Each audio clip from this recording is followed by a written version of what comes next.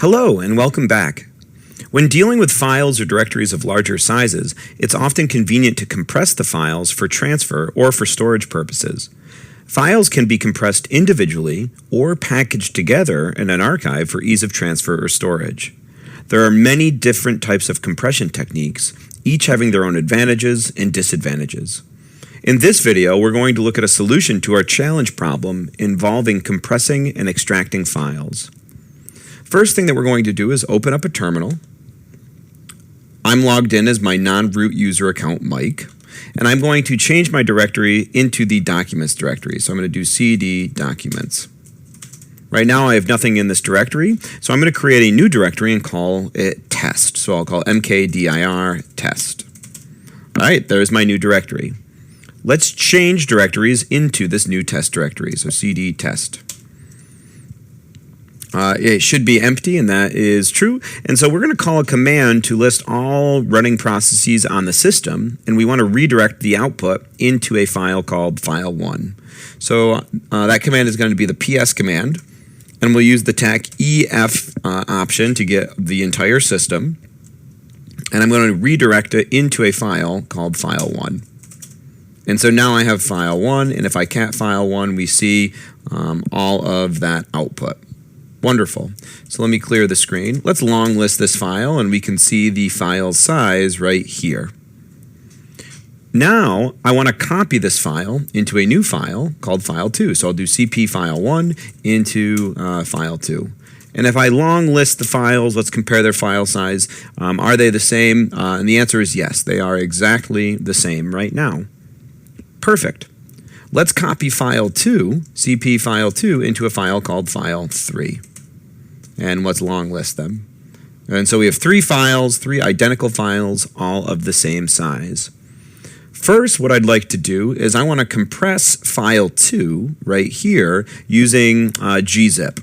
So I'm going to type gzip file2. Now if I long list my file, we can see that the file size has changed.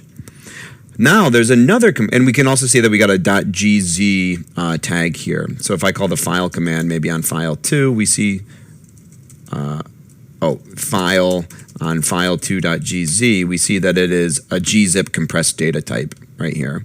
All right, whereas if I called file on file1, we just see it's a text file still.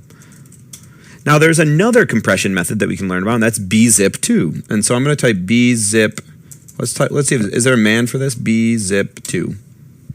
All right, bzip compresses files using the Burroughs-Wheeler block sorting, text compression algorithm, and Huffman coding. I will be honest, I'm not really sure what that means, but we can maybe look it up if we want to.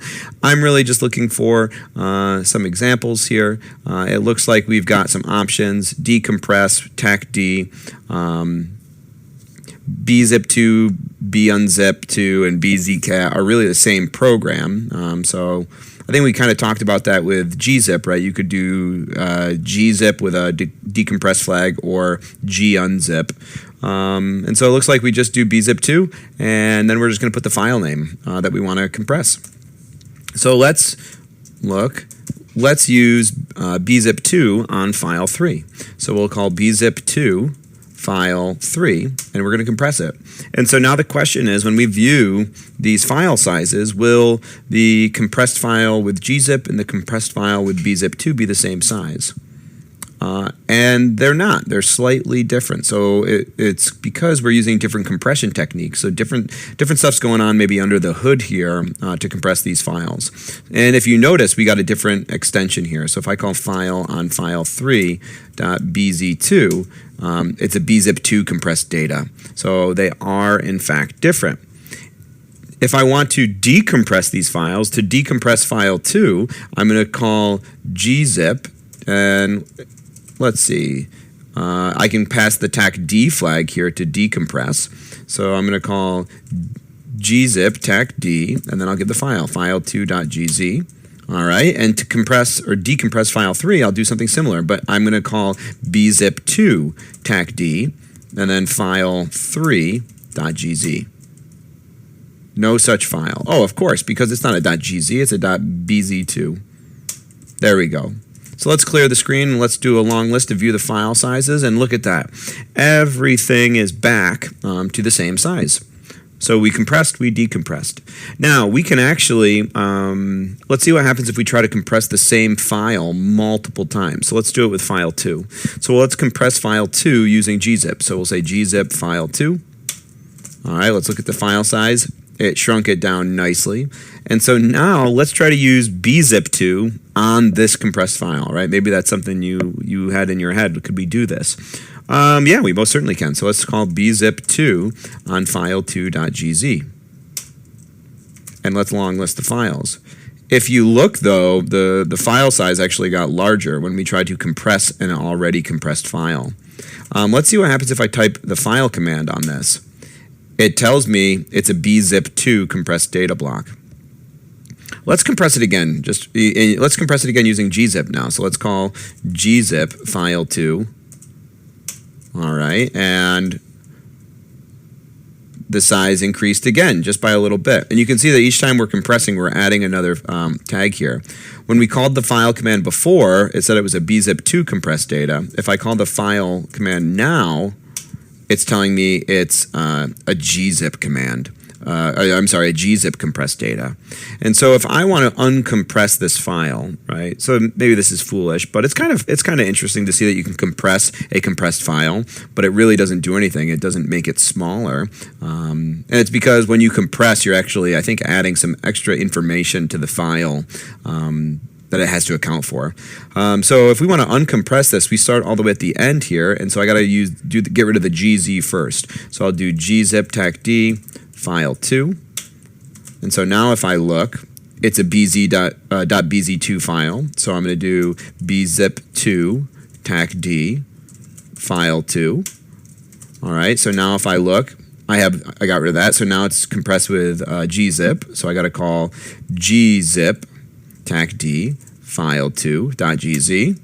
And now if I look, we have our original file back. So we kind of did like this compression chain and then a decompression chain. Wonderful. So let's clear the screen here. Let's just look at our original 3 files. Now that we have our 3 files back, let's archive all of these 3 files together. And so we can do that using tar. And so maybe I want to look at the help documentation here, tar tac help. To make a archive, we're going to do tar tac cf. To create the archive, and then we're going to list all of our file names right here. We got to name the archive, and then we're going to list all of our files. So let's do that right now. Clear. So here are our files. So we're going to call tar tac cf, and then let's name our archive. I don't know, archive.tar, and let's pass file 1, file 2, and file 3. So if I do ls tac l, it looks like I've got my archive. Let's move this archive to our desktop. So I'm going to move archive.tar, and the absolute path here is going to be root directory, home, my username, which is Mike, and then desktop. So let's minimize that terminal. So right now we can see there's nothing on my desktop, and when I click enter, my archive appears right there. Awesome. Let's change directories to the desktop then. So we'll do the absolute path. cd root home Mike desktop. And so I see my archive right here. Let's list the contents of this archive now. So to list the contents of the archive, I think it's going to be, let's see, tar tac tvf. T will list, V is verbose. We always got to have that F command, right? We said that earlier in the video or in one of our lessons. And so if we look, all right, our archive contains 3 files, file 1, file 2, and file 3. And I can extract or unpack this archive right here on my desktop if I'd like using tar tac xf, and we'll do archive.tar. And so let's see if this works. And there we have it. Our 3 files have been extracted, and I should be able to look at them right here on my desktop. And there's all of the processes that we're running on the computer, just like we said. Wonderful. So this was a great little example on how we can use compression techniques to compress, decompress, make an archive, extract the archive, etc. And we introduced a new technique, bzip2. I think this is a great place to stop. Why don't we just make sure we clean up everything? So right now I've got lots of stuff on my desktop. I'm going to remove archive.tar, and I'm going to remove the files, so those are gone. I think that if I cd out of here and go back to my documents, I've got some files in here. I've got a directory, test, that has, let's just see what's in here, all of those files. So I can remove the files in this directory. I'll do remove file star. All right, and we'll go back, and I can remove the directory, so I'm going to do remove tac-r test, because test is a directory. I got to use the tac-r flag to go through and remove that. And so now I think we've essentially cleaned everything up, and our computer is back to the way it was right when we started this video. So this is a great place to stop. I hope this video is helpful for you to learn about compression, and I will see you in the next video.